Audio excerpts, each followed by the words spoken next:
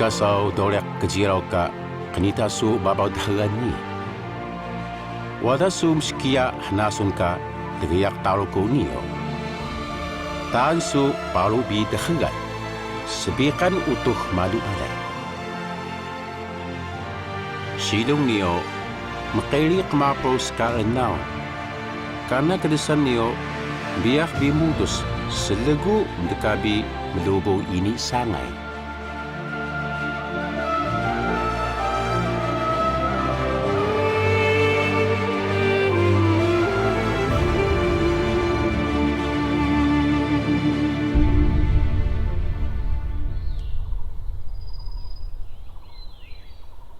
The huge trees always remind me of my childhood, when we spent our days with the trees.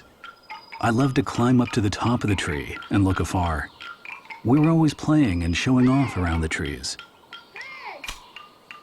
The moment I step into the forest, childhood memories filled with laughter slowly emerge.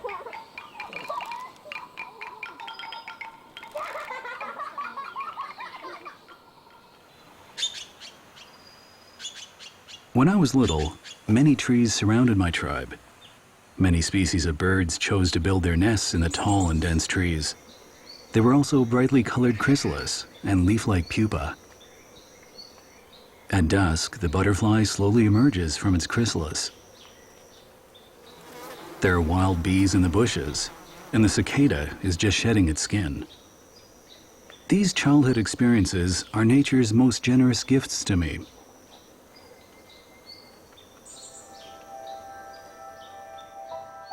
Thoreau once said, "When it comes to beauty, nothing can compare with a forest with birds and beasts in it."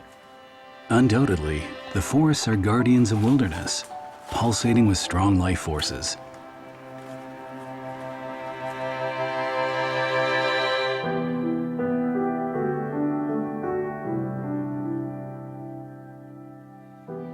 I visit the forest whenever I feel like it.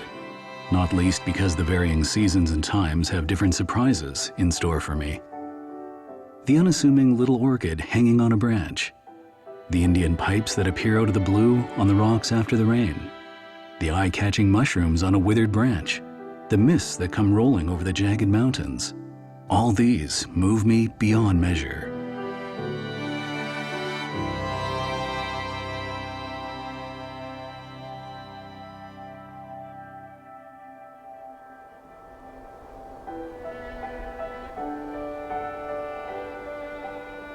During winter, the snow-covered forest is filled with a special aura of silence and starkness. Snowflakes pile up gently on the pine trees. The fir forest is covered in frost and snow. The frost on the leaves and branches, together with the blue skies, clouds, and mist, form one beautiful image after the other. Nature moves on ceaselessly to its own rhythm. The varying seasons with their distinctive temperatures and colors are only a few of nature's smiles from her many faces.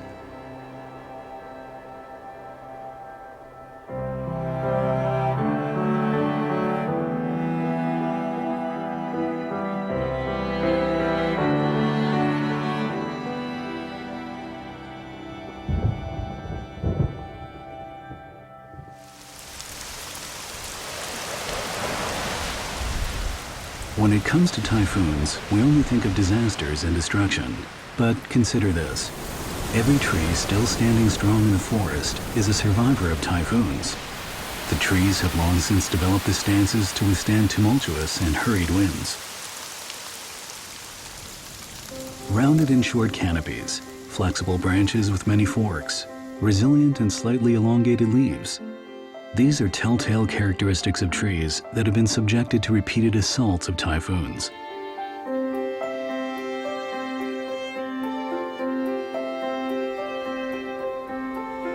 In March, while the snow still lingers in the high mountains, many flowers are blooming at the foot of the mountains. The Taroko spring is a season of excitement and longing.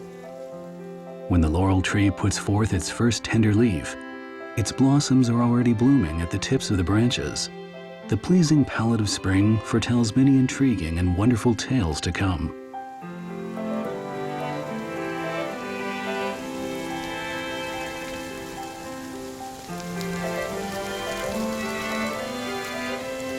The warm south winds arrive, reminding the birds to don on their new costumes and embark on their annual mating season.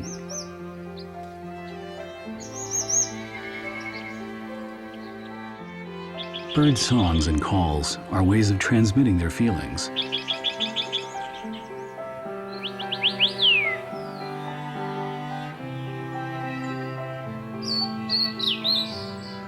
During the mating season, the male bird will set up its territory and use its songs to defend it. Songs are also the best routes to a female's heart.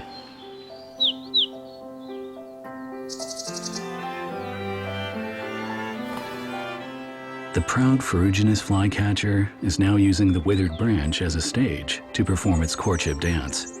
He flaps his wings vigorously, then flies directly to his intended, thrusts out his breast, and holds his tail up high. The display lasts several minutes, but the female merely watches on, entirely unmoved by the suitor's ardent appeal.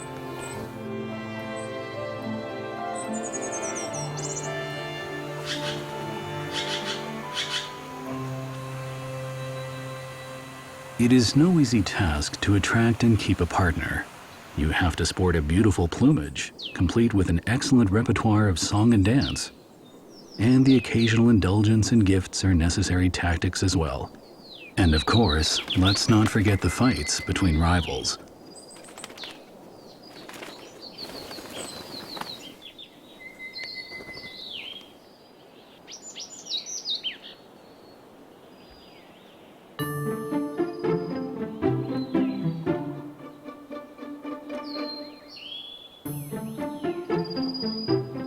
In April, as the weather becomes warmer, in the misty evergreen forests of mid-elevation, all kinds of plants are merrily putting out new leaves and blossoms.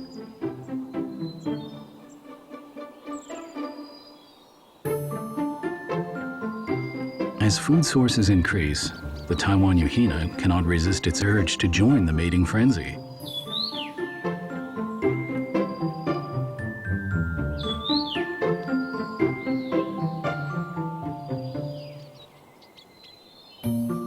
A secretive nest is found nestled in the beard lichen. 3 couples share the nest. Everyone is involved in the work, and together they build their nest. The adults are meticulous in their endeavors. The nest is inspected thoroughly, and no details are spared. The tightly woven beard lichen not only protects the nest from the elements, it is also perfect as a camouflage.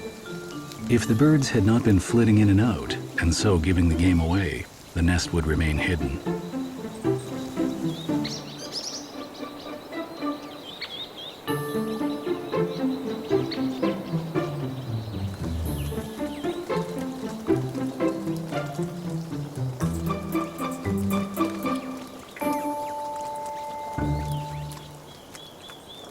The yuhinas breed cooperatively, which means that several couples share a nest, incubate, and raise their young together. This strategy mainly helps to counteract the deluge brought upon the nest by the plum rains and typhoons. Working together, the yuhinas are able to improve the chances of successful breeding. Sharing the work implies that you will be less stressed during the breeding season, and the birds will find time to repeat their reproductive process in a single season.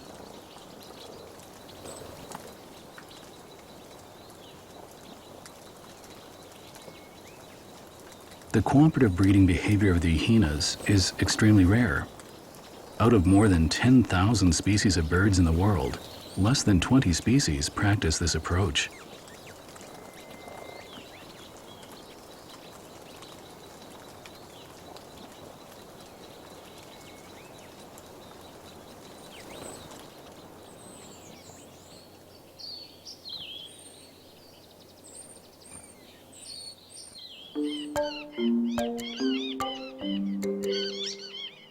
The Taiwan yuhina is undoubtedly the most unique bird species in the forest. They feed on insects, fruit, and also nectar. The diversified diet of the yuhinas is possible thanks to their sharp and curved beaks, and reveals their adaptive nature as well.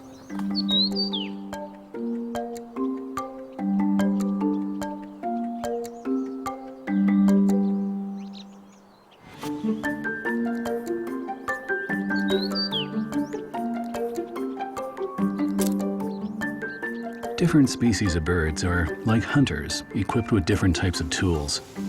Every species has its own occupation and its unique physical characteristics. The beak is especially important as it denotes the role of the species within the forest.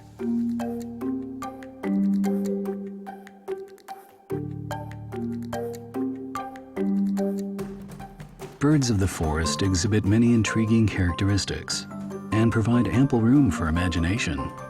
Our tribal people believe in the forces of nature, and there is no lack of taboos and revelations from the birds in our culture. The warbling white-eye is known as sea seal in my mother tongue. The white-eye is empowered by our ancestral spirits and therefore revered as a bird of divination. All major decisions of the tribe have to be endorsed by the divine bird, sea seal.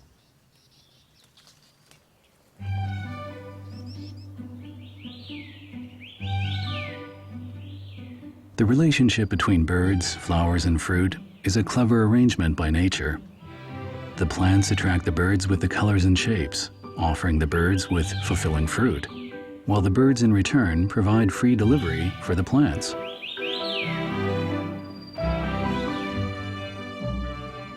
In the forest, it is easy to spot parasitic plants hanging high up on branches. They are especially conspicuous during winter when the trees are bare. There are many types of parasitic plants. The mulberry mistletoe, the European mistletoe, and the Corthel mistletoe are remarkable examples. The interesting thing is, how do these plants fly up to the trees?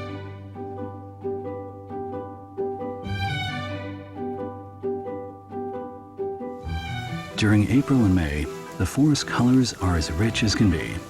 Blossoms are found everywhere. The fire-breasted flowerpecker sings its mating song as it weaves in and out of the mistletoe. Take a closer look, and you will realize that they are busy feeding on the mistletoe fruit.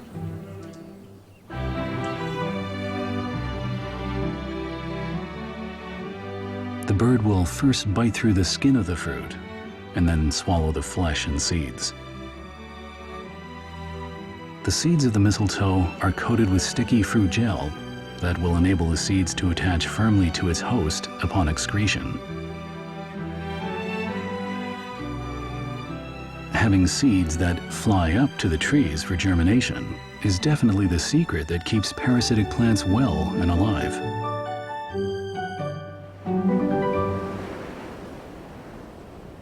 Every time I step into the Taroko National Park, the ever-changing mountains and forests of the park always overwhelm me. These transformations are due to the differences in altitudes and climate, as well as the varying topography and scenes. The forces of climate change affect the environment too. Mount Qingshui is comprised of marble rocks. Its majestic peaks reach high into the clouds. The famous Qingshui Cliff features a dramatic drop from the top of the cliff to the Pacific Ocean, within a mere 4 meters from the eastern front. The steep and bare limestone rocks may seem like a harsh environment, yet many hardy plant species are able to thrive here. The narrow and isolated microenvironment is the cradle for nurturing new plant species. Shallow and calcareous soil found within the cracks of the rocks provide growing grounds for many plant species that are only found in Taroko and named after Taroko.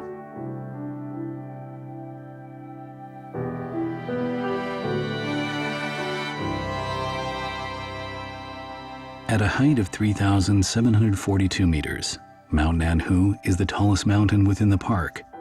Atop the peak and facing southwards, you can see the undulating peaks of Mount Zhongyangjian and the northern central mountain range. The Shuishan mountain range reigns to the west, while the eastern peaks of Mount Nanhu rise and fall to the east. The cirque landform at the base of Mount Nanhu's main peak is a relic of the Ice Age more than 10,000 years ago. The upper and lower cirques are divided by ridges and surrounded by rolling mountain ranges, creating an enclosed terrain.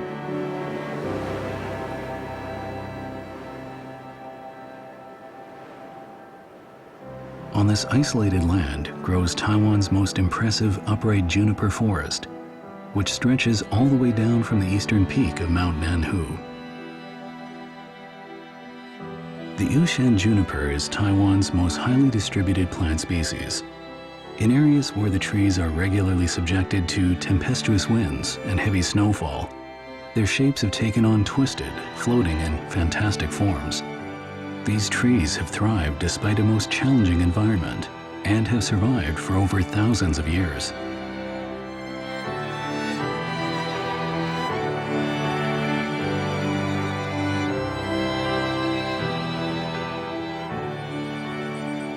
The wisdom of the mountains is explicit in the relationship between the seasons and the blossoms.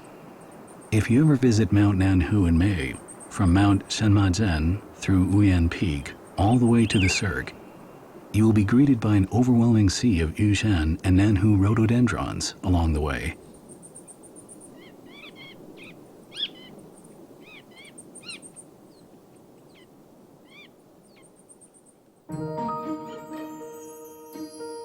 After July, as the sunlight grows ever stronger, the Cirque is finally awakened by spring. The Nanhu Cirque is an arena where high-altitude plant species jostle for survival and evolve to adapt. The high altitude and surrounding mountain ranges serve as natural barriers to create a very special habitat for the plants. Intense ultraviolet rays, bare rocks, strong winds, and intimidating ice and snow make sure that only the fittest plant species can survive here.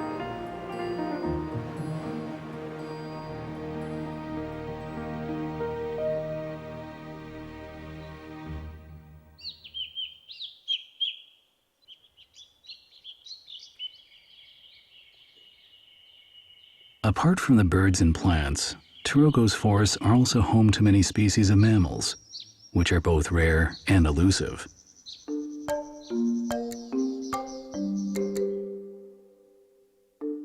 As in the case of birds, animals of the forest play many different roles in the ecosystem.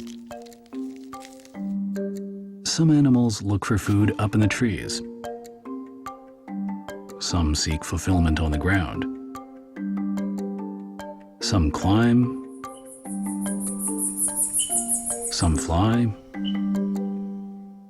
Some like to burrow deep into the earth, while some just take it as it is.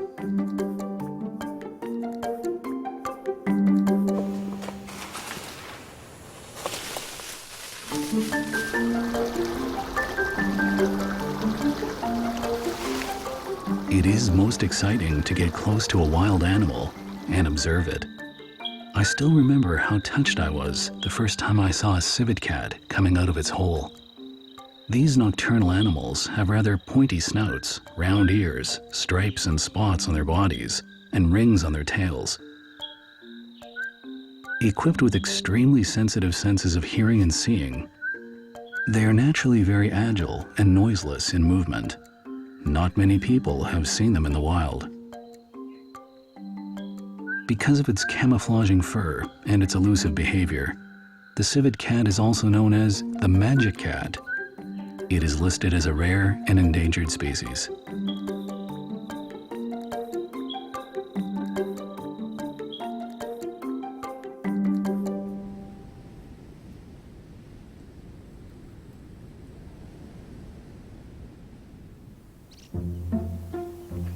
The yellow-throated marten is one of my favorite animals.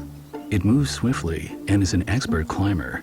The martens are the largest species from the mustelids family found in Taiwan.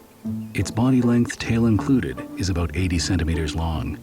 I have come into several close encounters with the martens and have found them to be rather friendly.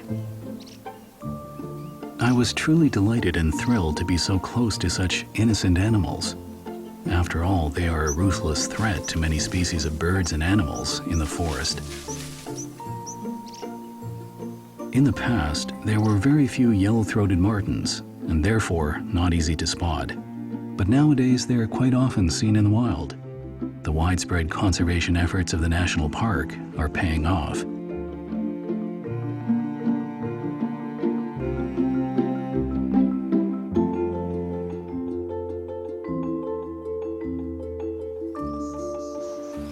The month muntjac loves to hide amongst the dense bushes of the forest. It was noted in the historical text of Taiwan history that the muntjac was like a deer and small in size. The muntjac is in fact the smallest deer species in Taiwan. We call it bada in our mother tongue. The bada has a very special call. It barks like a dog. Its call ringing loud and clear throughout the dense forest. If you're not expecting it, you would most likely be frightened by it.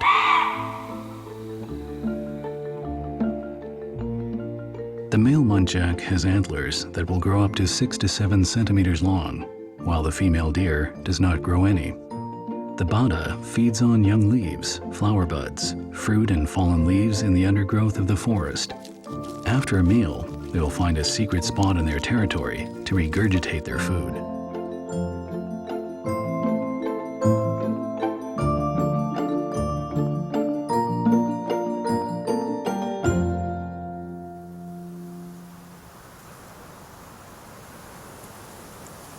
In a mature forest, all life forms coexist in an almost perfect form of dynamic equilibrium.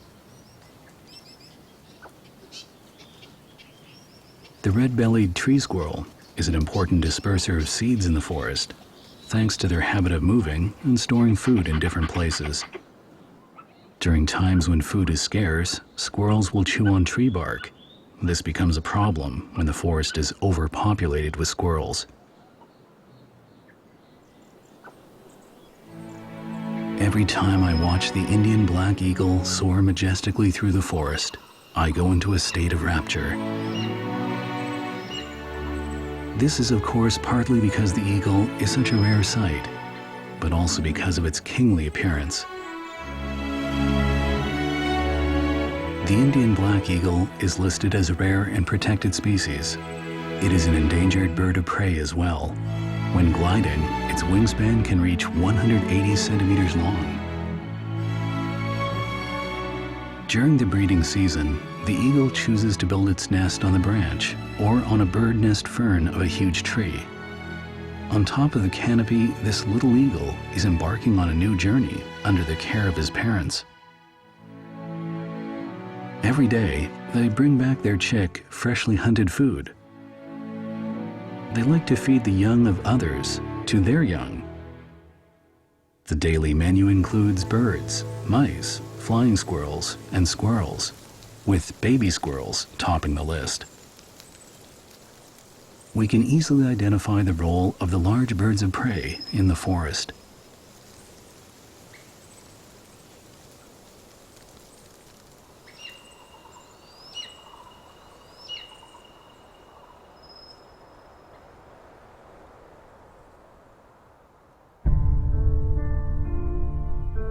Lemengaw kalaudan, kauni berehot nio, ni kan utuh na. Lemengaw duli, tay ka dutuh kauni, nabaw spaliak. Musupu pelepah kana, kibisaw gagapelngaw. Semalu gebihur, sebuai nakui ka pelepah ni.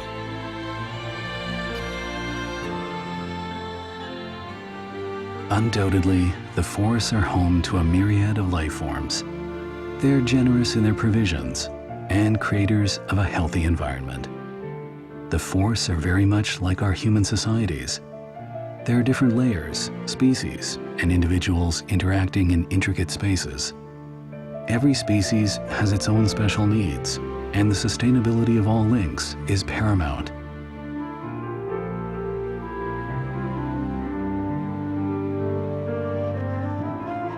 Looking up at the grand canopy of the forest, I know that humans too belong to this beautiful land of phytoncides and infinite colors.